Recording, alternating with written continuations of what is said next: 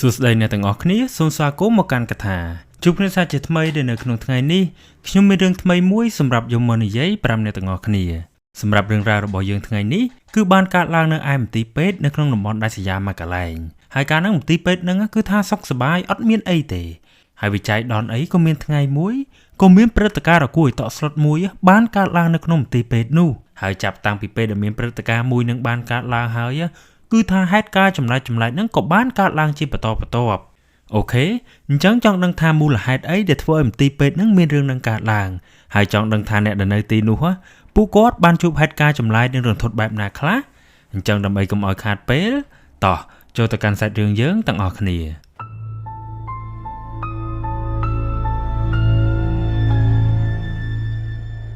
រឿងរ៉ាវមួយនេះត្រូវបានចែករំលែកពីបងស្រីម្នាក់ដែលគាត់មានឈ្មោះថាធាដែលសពថ្ងៃហ្នឹងបងធាគាត់គឺជាពេទ្យបម្រើការនៅក្នុងមន្ទីរពេទ្យមួយកន្លែងបងធាគាត់ថារឿងមួយនេះមិនមែនកើតឡើងមកលើខ្លួនគាត់ផ្ទាល់ទេគឺគាត់បានទទួលពីអ្នកគ្រូពេទ្យម្នាក់ទៀតដែលគាត់មានឈ្មោះថាវិនអញ្ចឹងនៅក្នុងចំណុចបន្ទាប់ខ្ញុំសូមប្រើឈ្មោះបងវិនទៅចោះហ្នឹងហើយបងវិនគាត់ថារឿងមួយនេះគឺបានកើតឡើងរៀងយូរដែរហើយតាំងពីពេលដែលគាត់នេះបានប្រឡងចប់ពេទ្យហើយថ្មីមកម្លេះត្រឡប់ទៅកាលពី20ឆ្នាំមុនបងវិនគាត់គឺជានិស្សិតពេទ្យម្នាក់ហើយកាលហ្នឹងក្រោយពីប្រឡងពេទ្យចប់គាត់ក៏បានដាក់ពាក្យប្រឡងចូលក្របខ័ណ្ឌព្រោះតែគាត់នឹងមានបំណងចង់បម្រើការនៅតាមមណ្ឌលសុខភាពណាហើយក្រោយពីបានប្រឡងពេទ្យជាប់ហើយគាត់ក៏ចាប់បានប៉ុស្តិ៍ទៅបម្រើការងារនៅឯមណ្ឌលសុខភាពមួយកន្លែងនៅឯតំបន់ជនបទគាត់ថាតំបន់ដែលគាត់ជាប់ទៅធ្វើការនោះគឺថាវារៀងនៅឆ្ងាយពីផ្សារមែនទែនដែលបើសិនជាគាត់ចង់ឡើងមកផ្សារគឺទៅចំណាយពេលជិះម៉ូតូខ្ទង់ប្រហែលជា40នាទីឯណោះបានទៅដល់ហើយមួយវិញទៀតដោយសារតែតំបន់ហ្នឹងមិនមែនជាតំបន់ទីប្រជុំជនអញ្ចឹងហើយពេលដែលគាត់ទៅនៅហ្នឹងគឺថាពិបាករកបន្ទប់ជួលមែនទែនព្រោះថានៅហ្នឹងវាអត់មានបន្ទប់ជួលអីអាចឲ្យយើងស្រួលរកជួលបានដូចនៅទីក្រុងទេនិយាយទៅតំបន់ហ្នឹងវាជាតំបន់ដាច់ស្រយាលខ្លាំងណាហើយកាលហ្នឹងដោយសារតែគាត់រកបន្ទប់ជួលមិនបានបែបហ្នឹង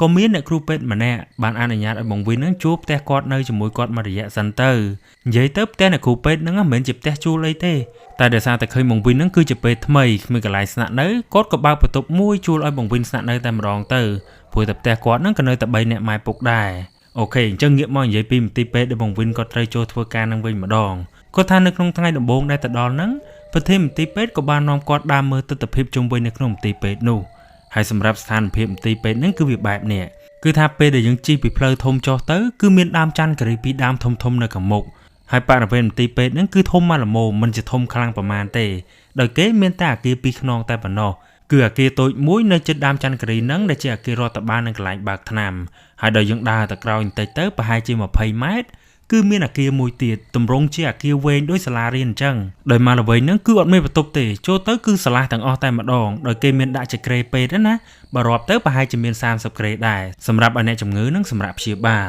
អាហ្នឹងគឺជាផ្នែកខាងក្នុងហើយបើយើងនិយាយពីទ្វារវិញអាគារហ្នឹងគឺមានទ្វារនៅខាងក្រៅចំនួន3បើយើងបើកទ្វារក្រោយហ្នឹងទៅគឺនឹងឃើញមានបន្ទប់ទឹកសម្រាប់ឲ្យអ្នកជំងឺប្រើប្រាស់ដោយបន្ទប់ទឹកហ្នឹងគឺមានចំនួន6បន្ទប់3បន្ទប់សម្រាប់មនុស្សប្រុសនិង3បន្ទប់ទៀតសម្រាប់មនុស្សស្រីហើយបើសិនជាយើងក៏លេចមើលទៅសងខាងមន្ទីរពេទ្យហ្នឹងគឺថាមើលទៅអត់មានផ្ទះអ្នកភូមិអីរស់នៅជុំវិញហ្នឹងទេជុំវិញគឺសុទ្ធតែចំការហើយទស្សនវិជ្ជាមន្ទីរពេទ្យទាំងមូលគឺថាឡើងស្ងាត់ខ្លាំងយកតែមែនតែម្ដងហើយបងវិនក៏ថាអញ្ចឹងមន្ទីរពេទ្យហ្នឹងមានពេទ្យនៅប្រចាំការតែ4នាក់គត់ដែលមានស្រី2នាក់និងប្រុស2នាក់ហើយក្នុងចំណោម4នាក់ហ្នឹងពេទ្យ3នាក់គឺជាពេទ្យធម្មតាហើយម្នាក់ទៀតគឺជាប្រធានមណ្ឌលនឹងឯងតែសំណាងដែរដល់ពេលបានបងវិនគាត់ចូលទៅម្នាក់ទៀតទៅគឺបានគ្នាទាំងអស់ចំនួន5នាក់អូខេអាហ្នឹងគឺជាស្ថានភាពទូទៅនៅក្នុងកន្លែងមន្ទីរពេទ្យនោះអញ្ចឹងត្រឡប់មកនិយាយពីបងវិនវិញម្ដងនៅក្នុងថ្ងៃដំបូងដែលគាត់បានទៅដល់មន្ទីរពេទ្យហ្នឹងក្រោយពីបានដើរមើលស្ថានភាពទូទៅហើយពេទ្យនៅក្នុងមន្ទីរពេទ្យហ្នឹងក៏បានណែនាំគាត់ឲ្យយល់ពីដំណើរការនៃការងារនៅក្នុងមន្ទីរពេទ្យហ្នឹងមួយចំនួនអញ្ចឹងដោយដើរមើលនឹងបានដឹងពីការងារខ្លះៗហើយរួចរាល់បងវិនហ្នឹងគាត់ក៏បានត្រឡប់មកសម្រាកវិញសិនរហូតដល់ស្អែកឡើងគាត់ក៏បានចាប់ផ្ដើមចូលធ្វើការពេញទីតែម្ដងគាត់ថាថ្ងៃដែលគាត់ចូលដំបូងហ្នឹងនៅក្នុងមន្ទីរពេទ្យអត់មានអ្នកជំងឺទេដល់ពេលអត់ឃើញមានអ្នកជំងឺបែបហ្នឹងគាត់ក៏បានសួរពេទ្យម្នាក់ដែលនៅកន្លែងនោះដែលគាត់មានឈ្មោះថាលីមណាដល់ពេលសួរបងលីមទៅបងលីមក៏បានប្រាប់ថាដោយសារតែតំបន់ហ្នឹងមិនសូវមានមនុស្សរស់នៅជុំវិញច្រើនទេហើយបើសិនជាមានអ្នកជំងឺចូលមកពួកគាត់ក៏មិនដែលនៅសម្រាប់ព្យាបាលយូរលើសពី3ថ្ងៃដែរអញ្ចឹងហើយបានជានៅក្នុងមន្ទីរពេទ្យហ្នឹងមិនសូវជាមានអ្នកជំងឺនៅសម្រាប់ព្យាបាលបែបហ្នឹងក្រោយពីបានដឹងរឿងហ្នឹងហើយបងវិនគាត់ក៏មិនបានសួរនាំអីទៀតដែរដល់ពេលនោះគាត់ក៏បន្តស្វែងយល់ពីការងារផ្សេងបន្តទៀតទៅហើយធ្វើការនៅនឹងបានប្រហែលជា2សប្តាហ៍ក្រោយមកក៏មានថ្ងៃមួយប៉ះដល់វេនបងវិននេះគាត់ត្រូវយាមប្រចាំការនៅពេលយប់ ដែលយប់ហ្នឹងគឺគាត់ត្រូវនៅប្រចាំការចំនួន2នាក់គឺបងវិនហើយនិងបងលឹមស្រីៗទាំង2នាក់តែម្ដងអញ្ចឹងនៅក្នុងយប់ហ្នឹងពីប្រលប់ទៅគ្រប់យ៉ាងស្ងប់ស្ងាត់ណាស់អត់មានអ្នកជំងឺទេតែចូលដល់យប់បន្តិចម៉ោងប្រហែលជា8ពួកគាត់ក៏ឃើញមានម៉ូតូ2គ្រឿងបានជិះចូលមកឃើញមានអ្នកចូលមកបែបហ្នឹងពួកគាត់ក៏នាំគ្នាចេញទៅឈរនៅខាងមុខដើម្បីត្រៀមសួរនាំណាដល់ពេលម៉ូតូទាំងនោះមកដល់ក៏ឃើញមានម៉ូតូមួយជិះគ្នា3នាក់ដោយម្នាក់នៅកណ្ដាលហ្នឹងគឺជាមនុស្សស្រីរាងកាយគឺថាឡើងប្រឡាក់ដីក្បាលមានស្នាមរបួសរលាត់ដៃរលាត់ជើងឃើញអញ្ចឹងបងវិនគាត់ក៏សួរថាមានរឿងអីពេលនោះម្នាក់ប្រុសដែលជាអ្នកដប់ហ្នឹងក៏បានប្រាប់ថាប្រហែលជាដូនម៉ូតូហើយឃើញគាត់ហ្នឹងអង្គុយត្រូវរបួសនៅចាំផ្លូវអញ្ចឹងហើយក៏ជួយដប់គាត់មកមន្ទីរពេទ្យបែបហ្នឹងទៅដោយឃើញសភាពចែម្នាក់ហ្នឹងរៀងទ្រោមដែរពេលនោះបងវិនគាត់ក៏មិនបានសួរនាំអីលម្អិតដែរដល់ភ្លាមគាត់ក៏បញ្ញាប់ឲ្យគេហ្នឹងយកចែម្នាក់ហ្នឹងទៅលាងរបួសចេញនឹងដាក់ឲ្យសម្រាកនៅលើគ្រែពេទ្យនៅអគារខាងក្រោយដំបូងគិតថាអ្នកដែលជូនមកហ្នឹងសុទ្ធតែជាសាច់ញាតិគាត់តែដល់ពេលលាងរបួសឲ្យចែម្នាក់នោះហើយរួចរាល់ទៅគាត់ក៏បានសួរប្រុសនោះម្ដងទៀតថាជាសាច់ញាតិគាត់មែនដល់សួរនាំទៅគ្រប់គ្នាក៏ប្រាប់ថាពួកគាត់នឹងមិនមែនជាសាច់ញាតិចែម្នាក់នឹងទេពួកគេគឺជាអ្នកជិះតាមផ្លូវហើយឃើញចែម្នាក់នឹងដេកដួលនៅចាំផ្លូវអញ្ចឹងពួកគាត់ក៏ជូនចែម្នាក់នឹងមកមន្ទីរពេទ្យអញ្ចឹងទៅអញ្ចឹងក្រោយពីនិយាយប្រាប់ពេទ្យបែបហ្នឹងហើយក្រុមដែលជូនចែម្នាក់នឹងមកក៏បាននាំគ្នាជិះម៉ូតូត្រឡប់ទៅវិញអស់ដែរទៅងាកមកនិយាយពីចែម្នាក់នឹងវិញយប់ហ្នឹងបងវិនគាត់ក៏បានព្យាយាមសួរនាំចែម្នាក់នឹងដែរថាជាអ្នកណាមកពីណាផ្ទះនៅណាមានលេខទូរស័ព្ទអីអត់ចាំគាត់ជួយតាក់ទងគ្រួសារឲ្យមកជួយមើលតែដល់ពេលសួរនាំអញ្ចឹងហើយចែម្នាក់នឹងអត់ព្រមនិយាយអីទ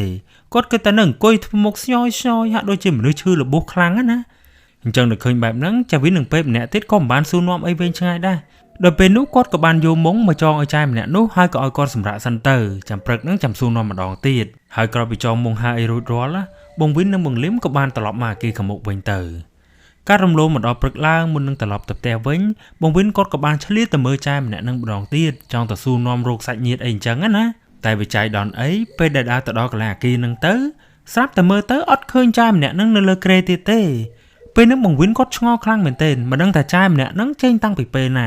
ាបើថាចេញទៅវិញគួរណាស់តែប្រាប់មួយម៉ាត់ក៏អស់ចិត្តដែរតែនេះទៅបាត់ពីអរគុណមួយម៉ាត់ក៏គ្មានដែរតែដោយសារតែខ្ជិលគិតច្រើនចាត់ទុកថាគាត់បានធ្វើបន់ទៅចោះអញ្ចឹងហើយដល់ម៉ោងចេញបងវិនក៏បានចេញទៅផ្ទះវិញទៅអញ្ចឹងក្រោយពីផុតវេនយាមយប់ហើយពេលថ្ងៃក៏មានពេទ្យ2នាក់ទៀតចូលមកប្រចាំការម្ដងពេលដែលមកប្រចាំការពេលថ្ងៃហ្នឹងក៏ឮថាមានអ្នកជំងឺម្នាក់បានចូលមកហើយអ្នកជំងឺម្នាក់ហ្នឹងស្រីដូចគ្នាពេលហ្នឹងគាត់មិនចាំថាអ្នកជំងឺម្នាក់ហ្នឹងឈឺអីទេដឹងតែកំឡុងពេលដែលនៅមន្ទីរពេទ្យហ្នឹងម្នាក់ស្រីហ្នឹងក៏បានចូលទៅបន្ទប់ទឹកហើយដោយដែលបានប្រាប់ពីខាងលើអញ្ចឹងបន្ទប់ទឹកនៅហ្នឹងមានទាំងអស់ចំនួន6បន្ទប់ប្រុស3និងបន្ទប់ស្រី3អញ្ចឹងគណៈពេលដែលទៅបន្ទប់ទឹកហ្នឹងម្នាក់ស្រីហ្នឹងគាត់ក៏បានសង្កេតឃើញថាបន្ទប់ទឹកស្រីទាំង3ហ្នឹងបន្ទប់កដាលគឺបិទទ្វារហើយបន្ទប់ដទៃទៀតគឺបើកទ្វារជាធម្មតាដោយឃើញបិទទ្វារបន្ទប់កដាលអញ្ចឹងគាត់ក៏បានចូលទៅបន្ទប់គៀនគេទៅហើយពេលដែលចូលហើយចេញមកវិញមកក្នុងអគារគាត់ក៏សង្កេតឃើញថានៅក្នុងអគារដែលគាត់សម្រាកហ្នឹងអត់មានអ្នកជំងឺផ្សេងទេចុះមិនបានជាបន្ទប់ទឹកមួយបិទទ្វារអញ្ចឹងដែលឆ្ងល់បែបហ្នឹងពេលដែលអ្នកគ្រូពេទ្យមកពិនិត្យជំងឺចែម្នាក់ហ្នឹងក៏បានសួរអ្នកគ្រូពេទ្យនោះរបៀបសួរលេងណាថាបន្ទប់ទឹកស្រីកដាលហ្នឹងខូចមែនបានបិទទ្វារចោលអញ្ចឹងឮចែម្នាក់ហ្នឹងសួរបែបហ្នឹងហើយអ្នកគ្រូពេទ្យនោះក៏រៀងជ្រួញចាមបន្ទប់ទឹកមានខូចណានៅប្រាប់បានទាំងអស់តើនិយាយអញ្ចឹងហើយអ្នកគ្រូពេទ្យហ្នឹងក៏បានពិនិត្យមើលសុខភាពចែម្នាក់ហ្នឹងតាមហ្នឹងទៅពិនិត្យហើយរួចរាល់ពេទ្យក៏បានចេញទៅក្រោយដើម្បីមើលបន្ទប់ទឹកដែលអ្នកជំងឺសួរមុនហ្នឹងហើយទៅដល់ក៏ឃើញថាបន្ទប់កដាលហ្នឹងបិទទ្វារមែនហើយដល់ពេលគាត់យកដៃទៅរុញទ្វារហ្នឹងទៅក៏ឃើញថាទ្វារនៅខាងក្នុងគឺមានជាប់សោដែលគិតថាមានមនុស្សនៅក្នុងហ្នឹងអញ្ចឹងក៏បានខំផ្សាយសួរពីខាងក្រៅណាថាមានអ្នកនៅក្នុងហ្នឹងអត់សួរម្ដងស្ងាត់សួរពីរដងស្ងាត់ដល់ពេលអត់មានអ្នកឆ្លើយហើយទ្វារនៅតែជាប់កលឹះខាងក្នុងបែបហ្នឹងអ្នកគ្រូពេទ្យម្នាក់ហ្នឹងក៏បានដើរមកខាងមុខវិញសិនបន្ទាប់មកគាត់ក៏បានដើរទៅហៅពេទ្យប្រុសឲ្យមកជួយមើលដើម្បីគាស់កលឹះចេញណាព្រោះតែគិតថាបន្ទប់ទឹកហ្នឹងប្រហែលជាវាជាប់កលឹះហើយហ្នឹងហើយអញ្ចឹងចាវិនក៏ថាពេលដែលពេទ្យប្រុសហ្នឹងគាស់កលឹះទ្វារហ្នឹង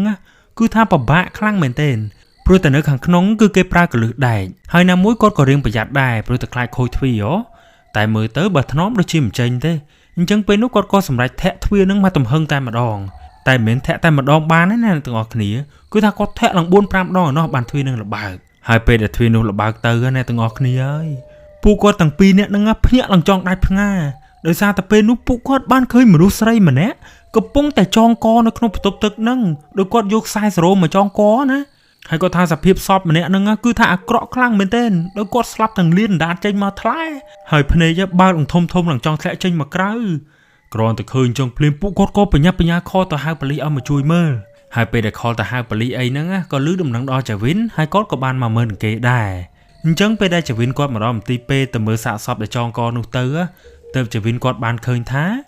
អ្នកដែលចងកស្លាប់នៅក្នុងបន្ទប់ទឹកនោះគឺជាម្នាក់ស្រីដែលចូលមកព្យាបាលការប្រយុទ្ធមិញសោះពេលហ្នឹងគឺថាចាវិនគាត់ស្លុតខ្លាំងមែនទែនរួចគាត់ក៏បានប្រាប់រឿងតាក់ទងនឹងម្នាក់ហ្នឹងប្រាប់ឲ្យប៉ូលីសឲ្យបានដឹងហើយបន្ទាប់មកគេក៏បានយកសពចាយម្នាក់ហ្នឹងទៅតម្កល់នៅវត្តរងចាំសាច់ញាតិមកទទួលយកទៅធ្វើបុណ្យទៅតែសម្រាប់សាច់ញាតិហ្នឹងគាត់ក៏មិនដឹងថាគេរកឃើញឬក៏អត់ទេដឹងតែពេលដែលចេញផុតពីមន្ទីរពេទ្យហើយគឺអស់តួនាទីគាត់ហើយអញ្ចឹងក្រោយពីមានរឿងនឹងកើតឡើងនៅក្នុងមន្ទីរពេទ្យបែបហ្នឹងហើយសួរតពួកគាត់ខ្លាចអត់ចម្លើយគឺតែខ្លាចដែរប៉ុន្តែមិនជាណាប្រមាណទេព្រោះការងារជាពេទ្យនេះគឺពួកគាត់បានជួបមនុស្សស្លាប់ច្រើនរាប់អស់ទៅហើយអញ្ចឹងហើយរឿងហ្នឹងគាត់ចាត់ទុកថាជារឿងធម្មតាតែប៉ុណ្ណោះតែគាត់ថាចំណាយឲ្យបងវិនវិញគាត់រៀងខុសពីពេទ្យដទៃបន្តិចដោយសារតែគាត់ហ្នឹងគឺជាពេទ្យថ្មីអញ្ចឹងហើយគាត់រៀងស្រីវខ្លះដែរព្រោះតែអ្នកដែលស្លាប់ហ្នឹងមិនស្លាប់ដោយសារតែជំងឺទេតែស្លាប់ដោយសារតែអត្តឃាតដែលយើងតែងតែហៅថាជាខ្មោចតៃហោងណាតែអាហ្នឹងគ្រាន់តែជាការបារម្ភតែប៉ុណ្ណោះហើយមានអីនៅក្នុងថ្ងៃដំបូងហ្នឹងគ្រប់យ៉ាងគឺថាអត់មានអីទេដល់រំលងបានទៅ3ថ្ងៃក្រោយមកក៏មានអ្នកជំងឺម្នាក់បានចូលមកសម្រាប់ព្យាបាលនៅក្នុងមន្ទីរពេទ្យនោះហើយសម្រាប់អ្នកដែលឈឺហ្នឹងគឺជាក្មេងស្រីម្នាក់អាយុខ្ទង់ប្រហែលជា15-16ឆ្នាំហើយគាត់ឈឺហ្នឹងដូចជាឈឺគ្រុនពោះវៀនដែលតម្រូវឲ្យសម្រាប់ព្យាបាលនៅមន្ទីរពេទ្យនិងមានម្ដាយគាត់ជាអ្នកមកមើលថែដែរអញ្ចឹងមានន័យថាពួកគាត់មានគ្នា2នាក់ប៉ុន្តែអ្នកទាំងអស់គ្នាសម្រាប់រឿងដែលបានកើតឡើងកាលពី3ថ្ងៃមុនហ្នឹងគឺថាពួកគាត់អត់បានដឹងទេហើយពេទ្យនៅនោះគាត់បាននិយាយអីប្រាប់ពួកគាត់ដែរហ្នឹងហើយអញ្ចឹងពេលដែលអ្នកជំងឺចូលមកសម្រាប់ព្យាបាលបែបហ្នឹងបងវិននិងពេទ្យដទៃទៀតក៏បានមើលថែអ្នកជំងឺតាមហ្នឹងទៅហើយថ្ងៃដែលពួកគេចូលមកព្យាបាលហ្នឹងគឺថានៅពេលព្រឹកប៉ុន្តែសម្រាប់នៅពេលដែលបានតែមួយយប់ស្រាប់តែព្រឹកឡើងពីអ្នកម៉ែកូនហ្នឹងក៏បានសុំពេទ្យដូរទៅមន្ទីរពេទ្យថ្មីទាំងបន្ទាន់ណាដោយឃើញពួកគាត់ចម្លែកអញ្ចឹងពេទ្យក៏រៀងសង្ស័យដែររួចពេទ្យក៏សួរឲ្យពួកគាត់នឹងប្រាប់ត្រង់មើលថាមានរឿងអីបានជាសម្រាប់ព្យាបាលមិនតាន់ជាផងបញ្ញាប់សុំចេញទៅវិញបន្តអញ្ចឹងពេលហ្នឹងហើយទើបមានតែជាម្ដាយហ្នឹងគាត់បាននិយាយរឿងហេតុដែលគាត់បានជួបប្រាប់បង្វិននិងពេទ្យដទៃឲ្យបានដឹងហើយរឿងហ្នឹងគឺវាបែបនេះនៅព្រឹកហ្នឹងពេលដែលពួកគាត់ពីរអ្នកម៉ែកូនបានចូលមកដំបូងហ្នឹងពេទ្យក៏បានឲ្យគាត់និងពីរអ្នកម៉ែកូនហ្នឹងទៅសម្រាប់ព្យាបាលនៅឯអគារខាងក្រោយហើយនៅក្នុងអគារមួយទាំងមូលប៉ុណ្ណានៃហ្នឹងគឺមានតែ2អ្នកម៉ែកូនគាត់នឹងឯងហើយដោយសារតែមានតែ2អ្នកម៉ែកូនបែបហ្នឹងក្រេវានៅតែនេច្រើនអញ្ចឹងហើយមីងដែលជាម្ដាយហ្នឹងគាត់ក៏បានតែគេនៅក្រេមួយដែលនៅក្បែរនឹងក្រេកូនគាត់ដែរទេអញ្ចឹងខ្ញុំសូមដាក់ឈ្មោះឲ្យកូនមីងម្នាក់នោះថាចាភីទៅចុះហ្នឹងហើយដល់ពេលល្ងាចឡើងក្រោយពីពេទ្យបានដាក់សេរ៉ូមឲ្យចាភីហើយពួកគាត់ក៏នាំគ្នាចងមុងដើម្បីសម្រាកតាមហ្នឹងទៅយប់ហ្នឹងពីក្បាលប្រលប់ពួកគាត់គេងលក់ធម្មតាទេតែដល់គេងដល់យប់បន្តិចស្រាប់តែចាភីហ្នឹងគាត់ក៏បានឈឺបត់ជើងតូចដល់ពេលឈឺបត់ជើងតូចអញ្ចឹងគាត់ក៏បានក្រោកអង្គុយហើយដោយសារតែមើលទៅម្ដាយទៅឃើញម្ដាយនេះសម្រានលក់បាត់ទៅហើយអញ្ចឹងដឹកជិះរំខានពេលនោះចាភីគាត់ក៏បានក្រោកទៅបន្ទប់ទឹកដោយខ្លួនឯងគាត់ថាពេលហ្នឹងគាត់ក្រោកទៅតាំងមានអារម្មណ៍ខ្លាចអីទេហើយគាត់ក៏បានជួបរឿងអីដែរចូលបន្ទប់ទឹកហើយគាត់ក៏បានដើរចូលមកក្នុងអគារវិញជាធម្មតាប៉ុន្តែពេលដែលចូលមកដល់ហ្នឹងពេលដែលគាត់មើលទៅក្រេមួយទៀតដែលនៅជិតក្រេម្ដាយគាត់ទៅស្រាប់តែគាត់បានឃើញអ្នកជំងឺថ្មីម្នាក់កំពុងតែគេងនៅលើក្រេក្បែរម្ដាយគាត់ហើយមួយវិញទៀតសភាពអ្នកជំងឺហ្នឹងគឺគេដាក់សេរ៉ូមដាក់អីដូចមនុស្សយើងអ្នកជំងឺធម្មតាអញ្ចឹងពេលដែលឃើញបែបហ្នឹងចាភីគាត់ក៏មិនបានចាប់អារម្មណ៍អីច្រើនដែរដោយសារតែយប់ផងហើយមិនអាចទៅសួរគេអីកើតទេអញ្ចឹងហើយគាត់ក៏បានដើរចូលមកក្នុងរួចក៏ចូលក្នុងមុងគេងបន្តទៀតទៅហើយពេលដែលដាក់ខ្លួនគេងទៅបានបន្តិចរៀបនឹងគេងលក់ទៅហើយស្រាប់តែពេលនោះគាត់ក៏បានឮសំឡេងមួយហើយវាជាសំឡេងដងដៃគេសារ៉ាព្យួរសេរ៉ូមហ្នឹងដោយគាត់ឮសំឡេងហ្នឹងវារំកើក្រឹកមួយមកចុងជើងរបស់គាត់ដល់ពេលឮបែបហ្នឹងបានប្រហែលជា10វិនាទីចាភីគាត់ក៏បានបើកភ្នែកមើលដល់ពេលបើកភ្នែកមើលទៅស្រាប់តែគាត់បានឃើញម្នាក់ដែលគេងដាក់សេរ៉ូមនៅលើក្រេក្បែរក្រេម្ដាយគាត់មុនហ្នឹងកំពុងតែឈរនៅចុងជើងគាត់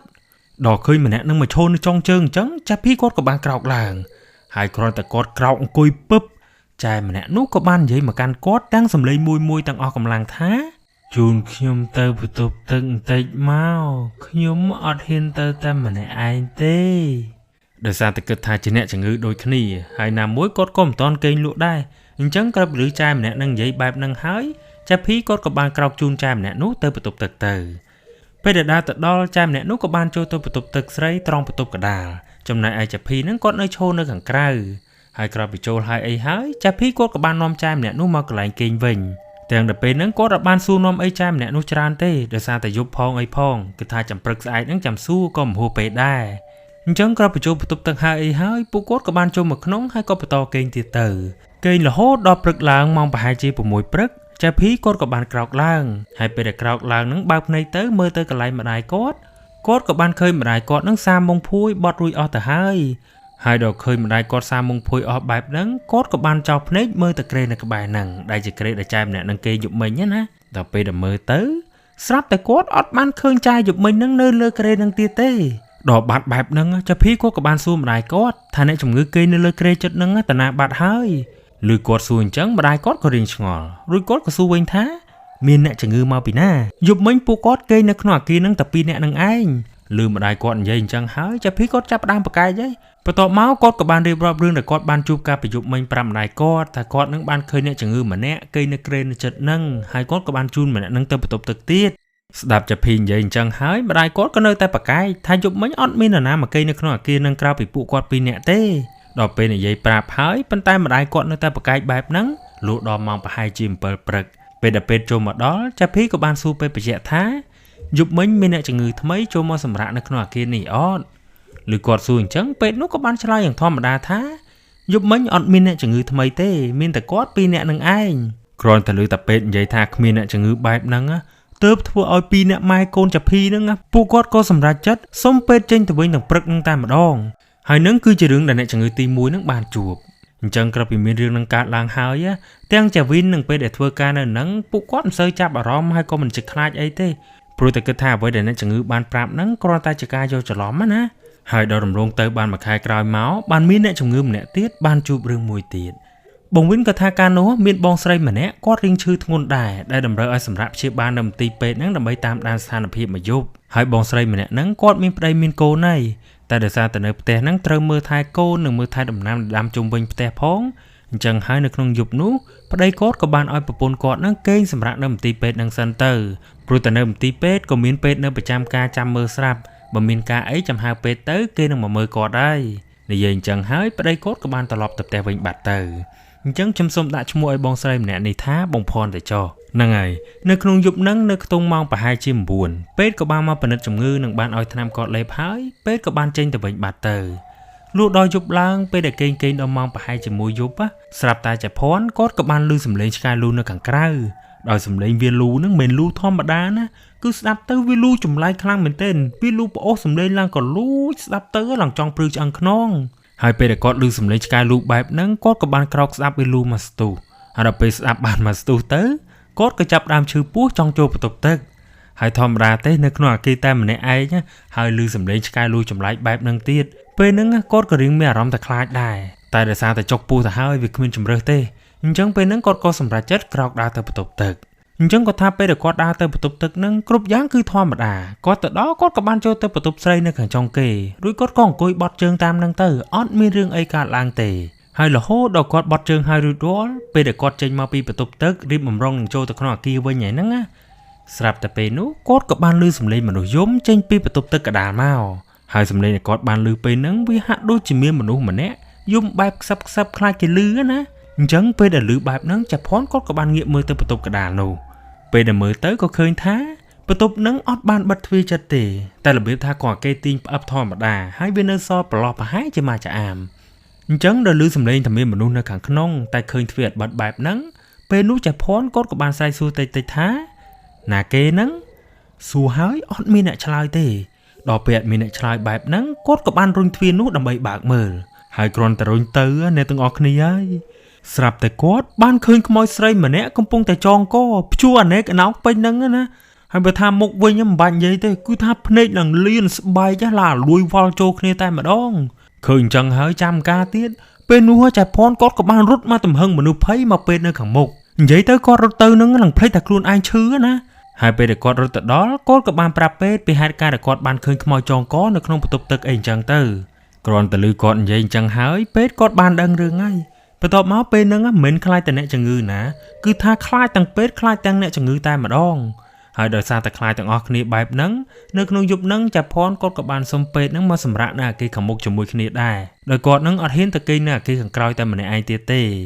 ហើយយប់ហ្នឹងចាប់ផនក៏គេនៅនឹងទៅរហូតដល់ព្រឹកឡើងគាត់ក៏បានសុំពេត្រឡប់ទៅផ្ទះវិញទោះបីជាខ្លួនឯងនឹងមិនទាន់ជាក៏មិនហ៊ាននៅទៀតដែរអញ្ចឹងក៏ពីមានរឿងកើតឡើងជាលើកទី2បែបហ្នឹងពេលហ្នឹងក៏មិនទាន់មានវិធានការផ្លូវក្នុងអីពីសំណាក់ប្រធានមន្ទីរពេទ្យអីដែររហូតលំលងទៅបានប្រហែលជាមួយខែក្រោយមករឿងក៏កើតឡើងម្ដងទៀតហើយលើកនេះមិនមែនកើតឡើងទៅលើអ្នកជំងឺទៀតទេគឺវាបានកើតឡើងទៅលើពេទ្យផ្ទាល់តែម្ដងអញ្ចឹងដោយអ្វីដែលខ្ញុំបានបញ្ជាក់ពីខាងលើអញ្ចឹងជាធម្មតារៀងរាល់យប់គឺត្រូវមានពេទ្យ2នាក់ដើម្បីនៅយាមប្រចាំការនៅកន្លែងប៉ុន្តែនៅក្នុងយប់ហ្នឹងដោយសារតែពេទ្យម្នាក់គាត់រវល់ហើយដោយសារតែពេលនោះអត់មានអ្នកជំងឺនៅក្នុងមន្ទីរពេទ្យផងអញ្ចឹងនៅក្នុងយប់ហ្នឹងពេទ្យម្នាក់ដែលរវល់ហ្នឹងគាត់ក៏បានសុំឲ្យបងប្រុសម្នាក់នៅយាមតែម្នាក់ឯងដោយបងពេទ្យម្នាក់នោះគាត់មានឈ្មោះថាលីមនិយាយទៅពេទ្យនៅហ្នឹងគឺមានឈ្មោះលីម2នាក់ម្នាក់ប្រុសហើយម្នាក់ស្រីហ្នឹងហើយអញ្ចឹងនៅក្នុងយប់ហ្នឹងពីក្បាលប្រឡប់បងលីមក៏បាននៅអង្គុយលេងនៅខាងមុខធ្វើនេះធ្វើនោះតាមហ្នឹងទៅរហូតដល់ម៉ោងប្រហែលជា8យប់ដែលឃើញថាស្ងាត់ទៅហើយគាត់ក៏បានចាក់សោអាគារនៅខាងក្រោយបន្ទាប់មកគាត់ក៏មកសង្ងំនៅអាគារខាងមុខនៅខាងក្នុងហើយដោយសារតែនៅតែម្នាក់ឯងបែបហ្នឹងគាត់ក៏បានចាក់សោទ្វារនឹងប្អួយចិត្តអស់លើកលែងតែប្អួយនៅខាងមុខមួយទេគឺគាត់បើកចំហចោលដើម្បីខ្លាចក្រែងមាននរណាមកហៅអីគាត់ស្ដាប់ឮអញ្ចឹងគាត់ក៏ចំហចោលមួយបែបហ្នឹងទៅកាលហ្នឹងដោយសារតែនៅម្នាក់ឯងមិនដឹងតែធ្វើអីបងលីមក៏បានគេងស្ដាប់វិទ្យុលេងតែគេងទៅក៏លក់បាត់ទៅគេងលក់មិនដឹងដល់ម៉ោងប្រហែលទេគេងគាត់ក៏បានលឺឆ្កែព្រុសនៅចិត្តហ្នឹងដល់ពេលលឺបែបហ្នឹងគាត់ក៏ភ្ញាក់ហើយពេលដែលភ្ញាក់មើលម៉ោងទៅក៏ឃើញថាម៉ោង12យប់បាត់ទៅហើយចំណែកឯវិទ្យុហ្នឹងក៏ដាច់ប៉ុស្តិ៍បាត់ទៀតអញ្ចឹងដល់ភ្ញាក់ដឹងខ្លួនបែបហ្នឹងគាត់ក៏បានចុចបិទវិទ្យុរួចក៏ផ្ទៀងស្ដាប់សលេងឆ្កែព្រុសថាវាព្រុសហ្នឹងចេញមកពីកន្លែងណាដល់ពេលផ្ទៀងស្ដាប់ទៅទើបឮថាសំឡេងនោះគឺវាចេញមកពីខាងមុខរបៀបថាឆ្កែព្រុសវាបដិញគ្នាហាក់ដូចជាមាននរណាកំពុងតែដើរចូលមកអញ្ចឹងឮបែបហ្នឹងដែលគិតថាប្រហែលជាមានអ្នកជំងឺចូលមកអីហើយមើលទៅអញ្ចឹងពេលនោះបងលីមគាត់ក៏បានចេញទៅក្រៅដើម្បីមើលពេលដែលគាត់ចេញទៅក្រៅហើយមើលទៅមុខទៅស្រាប់តែអត់ឃើញមាននរណាទេរីឯឆ្កែវិញដល់ឃើញគាត់ចេញទៅក្រៅអញ្ចឹងវាក៏រត់មកបកកតុយដាក់គាត់ហើយក៏ឈប់ព្រុសអញ្ចឹងដល់មើលទៅអត់ឃើញមានអីបែបហ្នឹងបងលីមគាត់ក៏មិនបានគិតអីវែងឆ្ងាយដែរគាត់គិតថាប្រហែលជាឆ្កែវាព្រុសឆ្មាអីហើយមើលទៅអញ្ចឹងហើយគាត់ក៏បានដើរចូលមកក្នុងវិញហើយគ្រាន់តែគាត់ចូលមកដល់ក្នុងដាក់គូតមកលើគ្រែរៀបនឹងប្តីខ្លួនកេងទៅវិញទៅហើយស្រាប់តែពេលនោះគាត់ក៏បានឮសំឡេងហាក់ដូចជាមាននរណាអូសដៃសារ៉ាប់ជួសរោមកអូសលឺសូរតែគ្រឹកគ្រឹកគ្រឹកដល់ពេលឮបែបហ្នឹងគាត់ក៏ផ្ទៀងស្ដាប់ម្ដងទៀតស្ដាប់ទៅក៏ឮថាសំឡេងហ្នឹងដូចជាឮមកពីខាងក្រោយដល់រៀងសង្ស័យលើកនេះគាត់បានចេញទៅក្រៅទៀតទេហើយគាត់ក៏បានបើកប្អួយខាងក្រោយដើម្បីមើលម្ដងហើយពេលដែលបើកទៅអ្នកទាំងអស់គ្នាហើយស្រាប់តែពេលនោះគាត់ក៏បានឃើញមនុស្សស្រីម្នាក់កំពុងតែដើរអូសដៃដាក់សរោមហ្នឹងដើរមកពីអាគារខាងក្រោយសម្ដៅមកមុខហើយគាត់ថាពេលហ្នឹងគាត់មើលមុខម្នាក់ហ្នឹងអត់ច្បាស់ទេតែមើលទៅដូចជាគ្មានមុខមិនដឹងទេអញ្ចឹងគ្រាន់តែឃើញបែបហ្នឹងភ្លាមបងលីមមកគាត់ភ័យឡើងស្រើតបន្ទាប់មកគាត់ក៏បញ្ញាប់បិទទ្វារប្អួយយ៉ាងលឿនហើយអ្នកទាំងអស់គ្នានៅចាំអត់ប្អួយមុខគឺគាត់បើកចោលហ្នឹងហើយអាមួយផ្លេតហ្នឹងគ្រាន់តែគាត់បិទប្អួយក្រោយចិត្តភ្លាមងាកមកមុខវិញស្រាប់តែគាត់បានឃើញមុខមនុស្សស្រីម្នាក់យ៉ាងគួរឲ្យខ្លាចខ្លាំងមែនទែនបានអើតមកញញឹមស្ញែងតាមប្អួយនៅខាងមុខហ្នឹងគ្រាន់តែឃើញអញ្ចឹងភ្លាមដោយសារតែគាត់ស្លុតខ្លាំងពេកភ្លាមបងលឹមក៏បានស្លាប់បាត់ទៅហើយស្លាប់ហ្នឹងមិនមែនស្លាប់លេងទេណាគឺគាត់អត់ដឹងខ្លួនឈឹងរហូតដល់ព្រឹកឡើងពេទ្យវេនថ្ងៃមកដល់ហ្នឹងបានដាស់គាត់ទៅបានគាត់ដឹងខ្លួនវិញអញ្ចឹងពេលដែលដឹងខ្លួនវិញហើយឃើញថាមេឃភ្លឺបែបហ្នឹងបងលឹមគាត់អរខ្លាំងមែនទែន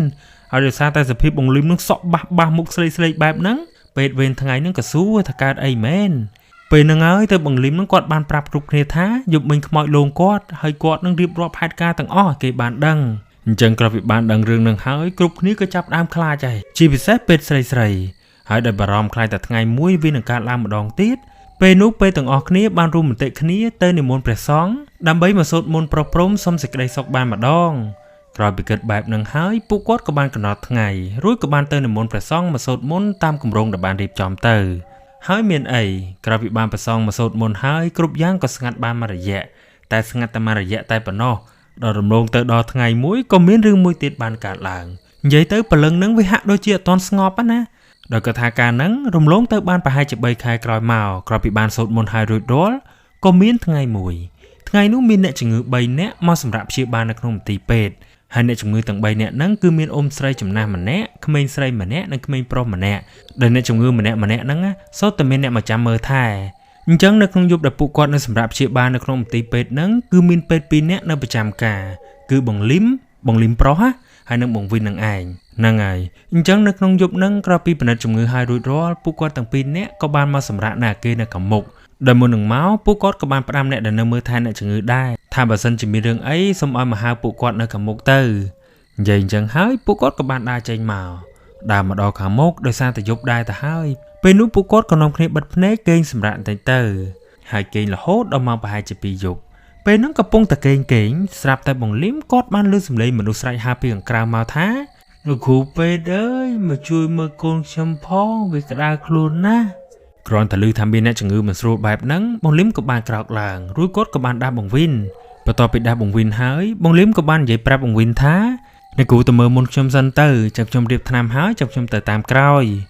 ឮគាត់និយាយអញ្ចឹងហើយបង្វិនក៏បានបញ្ញាប់ចេញទៅមុនទៅអញ្ចឹងមានន័យថាពេលហ្នឹងបង្វិនគាត់ទៅមុនងាកមកនិយាយពីបង្លីមវិញអញ្ចឹងក្រោយពីគាត់រៀបថ្នាំហើយរួចរាល់គាត់ក៏បានចេញទៅដែរដែលគ្រាន់តែគាត់ដើរទៅដល់អគារអ្នកជំងឺទៅក៏ឃើញថាក្រៃបង្វិនគាត់ទៅមុនហើយមិនក៏មិនបើកភ្លើងភ្លាមគាត់មិនបានគិតអីច្រើនទេពេលនោះបង្លីមក៏បានលូកដៃទៅបើកភ្លើងប៉ក់ប៉ុន្តែពេលដែលបើកទៅអ្នកទាំងអស់គ្នាដឹងថាមិនអត់ពេលដែលបើកភ្លើងទៅស្រាប់តែអ្នកនៅក្នុងអគារទាំងអស់ហ្នឹងក៏បានក្រោកឡើងរួចពួកគាត់ក៏បានសួរបង្លីមទាំងឆ្ងល់ថាមានរឿងអីមែនលោកគ្រូដល់លឺអ្នកជំងឺសួរអញ្ចឹងបង្លីមគាត់ឆ្ងល់បដ ாய் ហើយក្រែងហៅគាត់ឲ្យមកមើលអ្នកជំងឺដែលក្តៅខ្លួននេះហើយមិនបានជាសួរគាត់អញ្ចឹងពេលហ្នឹងគ្រប់គ្នានឹងអង្គុយជ្រួញចាមងាកមើលមុខគ្នាចង់ដឹងថាណាជាអ្នកមកហៅណាដល់ឃើញគ្រប់គ្នាធ្វើដូចជាមិនដឹងរឿងបែបហ្នឹងបង្លីមក៏សួរទាំងឆ្ងល់ថាហើយចុះមុនហ្នឹងនរណាជាអ្នកទៅហៅគាត់ប្រាប់តកូនក្តៅខ្លួនឬបង្លីមសួរអញ្ចឹងហើយអ្នកនៅក្នុងហ្នឹងក៏មើលមុខគ្នាម្ដងទៀតបន្ទាប់មកពួកគាត់ក៏ឆ្លើយថាអត់មានណាក្តៅខ្លួនទេហើយក៏អត់មានណាទៅហៅពេទ្យមកដែរពេលហ្នឹងបង្លឹមគាត់ឆ្ងល់ខ្លាំងមែនទែនព្រោះតែមុនហ្នឹងគាត់ឮមានអ្នកហៅគាត់ច្បាស់ណាស់ហើយចុះបើគ្មានអ្នកហៅចុះគ្រូពេទ្យដែលរត់មកមុនហ្នឹងគាត់នៅណាពេលហ្នឹងអ្នកជំងឺចាប់ផ្ដើមងើទៀតហើយថាគ្រូពេទ្យណាបើមុនហ្នឹងពួកគាត់កំពុងតែគេងសុកហើយលោកគ្រូពេទ្យមកបើកភ្លើងហ្នឹងដោយទទួលបានចម្លើយបែបហ្នឹងហើយបង្លឹមក៏បានសួរអ្នកជំងឺបញ្ជាក់ម្ដងទៀតថាអញ្ចឹងសម្រាប់ថាអត់មានអ្នកក្តៅខ្លួនទេពេលនោះពួកគាត់ក៏ប្រាប់ថាអត់មានអ្នកកើតអីទេអញ្ចឹងក្រោយពីទទួលបានចម្លើយបែបហ្នឹងហើយភ្លាមបង្លឹមក៏បានត្រឡប់មកអគារខាងមុខវិញដល់បាននិយាយអីផ្សេងទៀតឡើយហើយពេលដែលដើរមកដល់អគារនៅខាងមុខក៏ឃើញថាអគារនៅខាងមុខហ្នឹងបិទភ្លើងទាំងដល់ពេលដែលគាត់រត់ចេញមកហ្នឹងគឺបើកភ្លើងចោលទេដល់ពេលបើកទៅស្រាប់តែគាត់បានឃើញបង្វិននេះកំពុងតែគេងជាធម្មតាហើយពេលដែលគាត់បើកភ្លើងហ្នឹងបង្វិនគាត់ក៏ភ្ញាក់រួចក៏សួរបង្លឹមថាហើយចុះលោកគ្រូទៅមកពីណាឬបង្វិនសួរអញ្ចឹងគាត់បានត្រឹមតែញញឹមតែអត់និយាយអីទាំងអស់បន្ទាប់មកគាត់ក៏សង្ងំគេងដែរទៅរហូតដល់ព្រឹកឡើងដោយឃើញតែមេឃភ្លឺអីហើយអស់ហើយណាទៅបង្លឹមគាត់បានយករឿងដែលគាត់បានជួបការប្រយុទ្ធមិញហ្នឹងទៅនិយាយប្រាប់គ្រប់គ្នាឲ្យបានដឹងហើយទោះបីជាអ្វីដែលគាត់បានជួបនោះវាអត់មានអីគួរឲ្យខ្លាចដោយអ្វីដែលគាត់បានជួបដោយការប្រលើកទី1ក៏ដោយប៉ុន្តែលើកនេះវាក៏ជាសញ្ញាបញ្ជាក់ថាវិញ្ញាណតែចេញលងគេឯងកន្លងមកហ្នឹងគឺថាអត់តន្តនាទេអញ្ចឹងដើម្បីឲ្យដាច់ស្រឡះកុំឲ្យមានរឿងនឹងកើតឡើងម្ដងទៀតពេលនោះពេទ្យក៏បានទៅហៅតាអាចារ្យឲ្យមកធ្វើពិធីមួយដើម្បីបញ្ជូនព្រលឹងហ្នឹងឲ្យទៅកាន់សុគតិភពណាកុំឲ្យនៅវិលវល់នៅក្នុងមន្ទីរពេទ្យហ្នឹងទៀតហើយមានអីចាប់តាំងពីគ្រប់គ្នាបានធ្វើពិធីជាលើកទី2ហ្នឹងហើយក្រោយមកទៀតហេតុការណ៍លោកម្លាយទាំងនោះក៏បានស្ងាត់រហូតមកដល់ឥឡូវក៏គ្មាននរណាបានជួបវិញ្ញាណខ្មោចស្រីម្នាក់នោះទៀតដែរ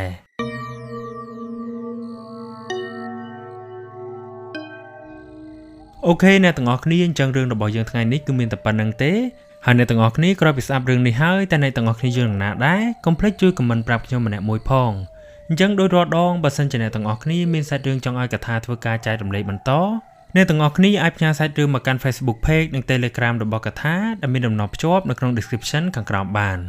ហើយជិតនៅក្នុងឱកាសនេះខ្ញុំក៏សូមអធិស្ឋានបើសិនជាពេលដែលខ្ញុំនិយាយទៅមានកន្លែងណាខ្វះខាតឬក៏មានពាក្យពេចន៍លើសលួសត្រង់កន្លែងណាមួយដែលចេតនាជាចុងក្រោយអរគុណអ្នកទាំងអស់គ្នាសម្រាប់ការស្ដាប់និងការទស្សនាតាំងពីដើមរហូតដល់ចំណុចនេះហើយយើងនឹងជួបគ្នានៅរឿងខ្មោចក្រោយៗទៀត